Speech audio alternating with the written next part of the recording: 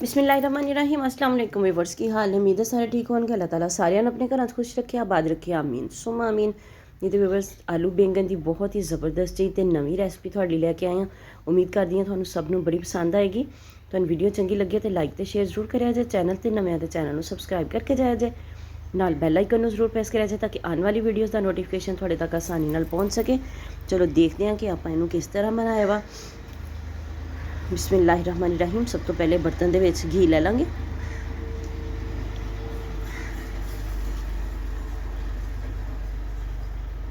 घी नूं गरम करांगे तो उन्नी देर तक तुहानूं मैं चीज़ां शो करवा देवां। ये मेरे को लसन ते सब्ज़ मिर्चां वा बारीक सॉरी मोटियां मोटियां कुट्टियां होईयां।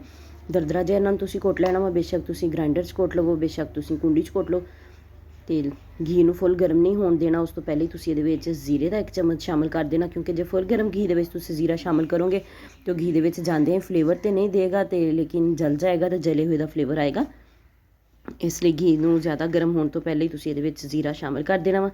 ਜਦੋਂ जीरा अच्छे तरीके नाल कड़क जाए तो जिहड़ियां सब्ज़ मिर्चां ते लसन अपने कोल कुटिया होया वा, सॉरी सब्ज़ मिर्चां ते अदरक वा, लसन नहीं गा, सब्ज़ मिर्चां ते अदरक, तो ये दोनों चीज़ां आपां इहदे विच शामिल कर दियाँगे।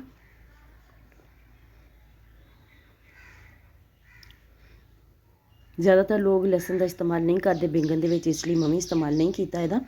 मैनूं भी इन्ना कोई खास नहीं लगता लसन जिहड़ा इहदे विच बैंगनां दे विच जदों शामिल किया जाता वा।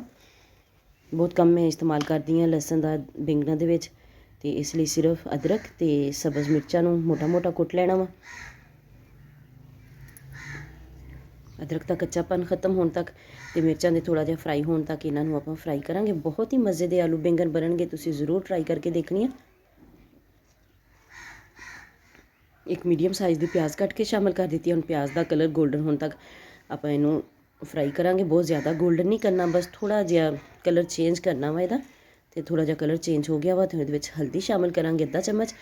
हल्दी जो भी शामिल करो बैंगन दे विच, जो हल्दी आपां पहले पाई दी है सारे मसालियां तो बैंगन का टेस्ट ही होर हो जाता वा, तो बहुत ही ज़बरदस्त जिहा बनता वा। तो अज तो वैसे भी आपां अदरक का ते सब्ज़ मिर्च का तड़का लाया वा, तो इहदे नाल होर ज़बरदस्त टेस्ट आएगा। तो 1/2 चम्मच ही इहदे विच मैं सुरख मिर्चां का शामिल कर दिता वा, क्योंकि आप पहले सब्ज़ मिर्चां शामिल कर चुके हैं, इसलिए सुरख मिर्च थोड़ी हिसाब नाल ही पानी है। तुसीं 1 किलो बैंगन है तो 1 किलो आलू उन्हां दी ये रेसिपी है। तो थोड़े जे चिली फ्लेक्स शामिल कर दी, तो इन्हां नाल जिहड़ा टेस्ट है बहुत ज़बरदस्त आएगा। सुक्का धनिया कुटिया होया शामिल कर दिता, तकरीबन 1.5 चम्मच। सुक्का धनिया सुक्की सब्ज़ी दे विच थोड़ा ज़्यादा ही अच्छा लगता वा, इहदा टेस्ट बहुत ज़बरदस्त लगता वा। तो 1 चम्मच नमक का शामिल कर दिता वा, फुल भर के नहीं शामिल किया, तकरीबन पौना चम्मच शामिल किया। तुसीं अपने टेस्ट के हिसाब दे नाल नमक वध घट कर सकते हो। थोड़ा जिहा पानी का छिटा लावांगे तो मसाले की करांगे अच्छे तरीके नाल बुनाई। जिंदे तक मसाले की बुनाई हो रही है तुहानूं वीडियो चंगी लगे तो लाइक तो शेयर जरूर कर दो। चैनल ते नवे तो चैनल सबसक्राइब कर दो, तो नाल बैल आइकन जरूर प्रेस करो ताकि आने वाली वीडियोज़ का नोटिफिकेशन तुहाडे तक आसानी नाल पहुँच सके। थोड़ा जिहा पानी का छिटा लावांगे, पानी का छिटा ला ला के 2 ਤੋਂ 3 दफ़ा आपां इनू अच्छे तरीके दे नाल इहदी भुनाई कर लांगे मसाले दी। तो तकरीबन अद्धी कटोरी इहदे विच मैं दही दी शामिल कर दी है। दही नूं अच्छे तरीके नाल फेंट लेना वा, तो फ्लेम जिहड़ा वा स्लो कर लेना तुसीं दही पाउण लग्गियां।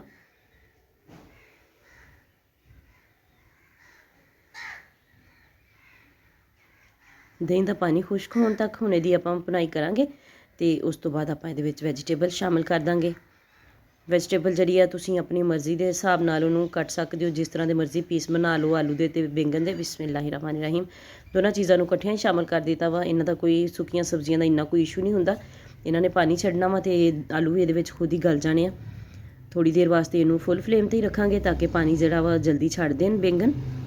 तो देखो मैं पहले भी इन्हां नूं धो के तो जाली में ही रखा होया सीगा, तकरीबन सारा पानी खुश्क हो गया वा। तो जो मैं पकाने लगी हाँ तो कोई इन्ना ज़्यादा पानी सब्ज़ी ने नहीं छड्डिया, जिहदी वजह तो जल्दी सब्ज़ी बन गई। तो जिहड़ा वा आलू भी अच्छे तरीके दे नाल जल्दी गल गया, तो सब्ज़ी की भुनाई भी बहुत अच्छे तरीके नाल हो गई, क्योंकि वो वाला पानी जिहड़ा पहला कच्चा पानी सब्ज़ी का सी वो पहले निकल जाए तो बेहतर हुंदा वा। इहदे नाल टेस्ट जिहड़ा वा वो बहुत फर्क पैंदा वा टेस्ट के उत्ते। ज़बरदस्त जिहा टेस्ट बनेगा जे तुसीं इहदा सब्ज़ी का पानी उन्होंने पहले ही जो धो के रख दें जाली की टोकरी में तकरीबन 15-20 मिनट रख दिया करो ताकि सारा पानी वगैरह नुचड़ जाए।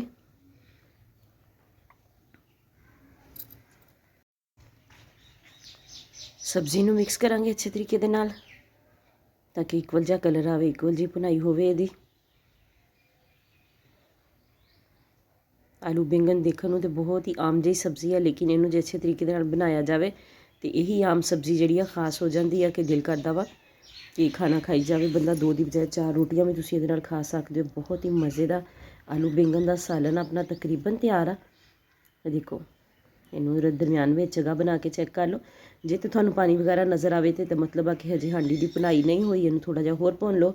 ਤੇ ਜੇ ਸਿਰਫ ਘੀ ਨਜ਼ਰ ਆ ਰਿਹਾ, ਦੇਖੋ ਮਾਸ਼ਾਅੱਲਾ ਸਿਰਫ ਘੀ ਨਜ਼ਰ ਆ ਰਿਹਾ ਦਾ ਮਤਲਬ ਆ ਕਿ ਸਬਜ਼ੀ ਦਾ ਜਿਹੜਾ ਆਪਣਾ ਪਾਣੀ ਸੀਗਾ ਉਹ ਬਿਲਕੁਲ ਖੁਸ਼ਕ ਹੋ ਗਿਆ ਵਾ। ਜੇ ਉਸੇ ਪਾਣੀ ਦੇ ਵਿੱਚ ਤੁਸੀਂ ਹੋਰ ਪਾਣੀ ਸ਼ਾਮਿਲ ਕਰ ਦੋਗੇ ਜਦੋਂ ਬੈਂਗਣ ਦੀ ਕਰੀ ਬਣਾਉਣ ਵਾਸਤੇ, ਤੇ ਫਿਰ ਉਹ ਟੇਸਟ ਜਿਹੜਾ ਸਾਲਨ ਦਾ ਉਹ ਬਿਲਕੁਲ ਵੀ ਅੱਛਾ ਨਹੀਂ ਲੱਗੇਗਾ। ਇਸ ਚੀਜ਼ ਦਾ ਤੁਸੀਂ ਖਿਆਲ ਰੱਖਣਾ ਵਾ। ਜੇ ਤੁਸੀਂ ਇਹਨੂੰ ਡਰਾਈ ਰੱਖਣਾ ਵਾ ਤੇ ਤੁਸੀਂ ਇਸੇ ਤਰ੍ਹਾਂ ਰੱਖ ਲਓ। ਤੇ ਅੱਜ ਮੇਰਾ ਦਿਲ ਕਰਦਾ ਪਿਆ ਸੀਗਾ ਕਿ ਇਹਦੀ ਕਰੀ ਬਣਾਈ ਜਾਵੇ, ਤੇ ਇਸ ਲਈ ਮੈਂ ਉਹਦੀ ਅੱਛੇ ਤਰੀਕੇ ਦੇ ਨਾਲ ਆਲੂ ਬੈਂਗਣ ਦੀ ਭੁਨਾਈ ਕਰਕੇ ਤਕਰੀਬਨ ਪੌਣਾ ਕੁ ਗਲਾਸ ਪਾਣੀ ਦਾ ਲਾਤਾ ਵਾ। ਤੇ ਇਸ ਪਾਣੀ ਨੂੰ ਵੀ ਅੱਛੇ ਤਰੀਕੇ ਦੇ ਨਾਲ ਪੱਕਣ ਦੇਵਾਂਗੇ। ਪਾਣੀ ਥੋੜ੍ਹਾ ਨੀਮ ਗਰਮ ਹੀ ਸੀਗਾ। ਜਦੋਂ ਵੀ ਸਾਲਨ ਦੇ ਵਿੱਚ ਪਾਣੀ ਵਗੈਰਾ ਦਾ ਤੁਸੀਂ ਲਾਓ ਤੇ ਉਹਨੂੰ ਜਿਹੜਾ ਵਾ ਨਾ ਨੀਮ ਗਰਮ ਕਰਕੇ ਜਾਂ ਬੋਇਲ ਦੇ ਕੇ ਤੇ ਫਿਰ ਹੀ ਲਾਇਆ ਕਰੋ।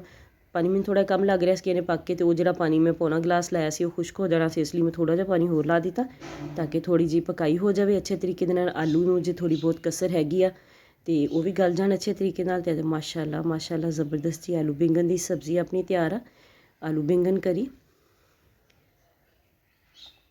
ਆਲੂ ਚੈੱਕ ਕਰ ਲੈਂਦੇ ਹਾਂ। ਆਲੂ ਵੀ ਜ਼ਬਰਦਸਤ ਗਲ ਗਏ ਆ।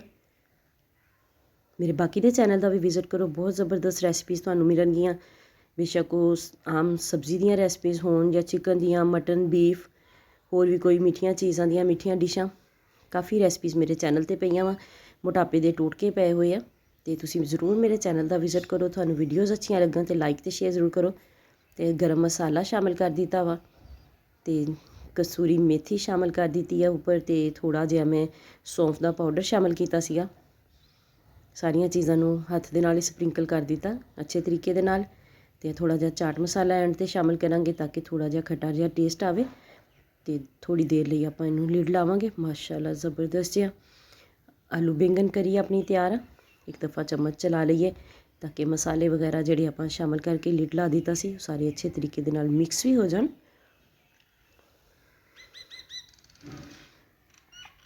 ਆਲੂ ਦੁਬਾਰਾ ਚੈੱਕ ਕਰ ਲੈਂਦੇ ਹਾਂ। ਕੋਈ ਆਲੂ ਲੱਗ ਰਿਹਾ ਸੀ ਵਿੱਚ ਜਿਸ ਤਰ੍ਹਾਂ ਕੱਚਾ ਹੁੰਦਾ ਵਾ। ਬਾਜ਼ੂਕਾਤ ਇਸ ਤਰ੍ਹਾਂ ਹੋ ਜਾਂਦਾ ਵਾ ਕਿ ਕੋਈ ਆਲੂ ਗਲੇ ਹੋਏ ਹੁੰਦੇ ਆ ਤੇ ਕੋਈ ਕੱਚੇ ਹੁੰਦੇ ਆ, ਤੇ ਇਸ ਲਈ ਦੁਬਾਰਾ ਇੱਕ ਦਫਾ ਚੈੱਕ ਕਰਨਾ ਬਿਹਤਰ ਰਹਿੰਦਾ। ਤੇ ਹੁਣ ਆਪਾਂ ਇਹਨੂੰ ਕਰਦੇ ਹਾਂ ਡਿਸ਼ ਆਊਟ, ਤੇ ਤੁਹਾਨੂੰ ਇਹਦੀ ਚੈੱਕ ਕਰਵਾਵਾਂਗੇ ਫਾਈਨਲ ਲੁੱਕ। ਮਾਸ਼ਾਅੱਲਾ ਬਹੁਤ ਜ਼ਬਰਦਸਤ ਜੀ ਖੁਸ਼ਬੂ ਆ ਰਹੀ ਹੈ, ਤੇ ਇੰਨਾ ਜ਼ਬਰਦਸਤ ਆਲੂ ਬੈਂਗਣ ਦਾ ਸਾਲਨ ਆਪਣਾ ਤਿਆਰ ਹੋ ਗਿਆ ਵਾ।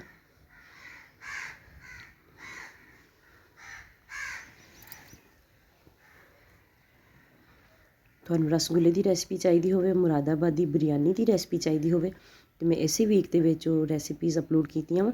ਤੁਸੀਂ ਜ਼ਰੂਰ ਉਹਨਾਂ ਨੂੰ ਵਾਚ ਕਰੋ। ਰਸਗੁੱਲੇ ਦੀ ਰੈਸਪੀ ਜਿਹੜੀ ਆ ਬਿਲਕੁਲ ਪਰਫੈਕਟ ਤੇ ਅਥੈਂਟਿਕ ਰੈਸਿਪੀ ਆ, ਉਹਨੂੰ ਜ਼ਰੂਰ ਤੁਸੀਂ ਵਾਚ ਕਰਨਾ ਵਾ ਤੇ ਫੋਲੋ ਵੀ ਕਰਨਾ ਵਾ। ਰੈਸਪੀ ਟਰਾਈ ਕਰਕੇ ਦੇਖ ਲਿਓ, ਤੁਹਾਡੀ ਰੈਸਪੀ ਕਦੀ ਵੀ ਫੇਲ ਨਹੀਂ ਹੋਏਗੀ। ਅਥੈਂਟਿਕ ਰੈਸਿਪੀ ਆ। ਵੀਡੀਓ ਚੰਗੀ ਲੱਗੇ ਤੇ ਲਾਈਕ ਤੇ ਸ਼ੇਅਰ ਜ਼ਰੂਰ ਕਰਿਆ ਜੇ। ਚੈਨਲ ਤੇ ਨਵੇਂ ਆ ਚੈਨਲ ਨੂੰ ਸਬਸਕ੍ਰਾਈਬ ਕਰਕੇ ਜਾਇਆ ਜੇ। ਨਾਲ ਬੈਲ ਆਈਕਨ ਨੂੰ ਜ਼ਰੂਰ ਪ੍ਰੈਸ ਕਰਿਆ ਜੇ ਤਾਂ ਕਿ ਆਉਣ ਵਾਲੀ ਵੀਡੀਓਜ਼ ਦਾ ਨੋਟੀਫਿਕੇਸ਼ਨ ਤੁਹਾਡੇ ਤੱਕ ਆਸਾਨੀ ਨਾਲ ਪਹੁੰਚ ਸਕੇ। ਮਿਲਦੇ ਹਾਂ ਕਿਸੇ ਨੈਕਸਟ ਵੀਡੀਓ 'ਚ। ਉਦੋਂ ਤੱਕ ਲਈ ਅੱਲਾ ਹਾਫਿਜ਼।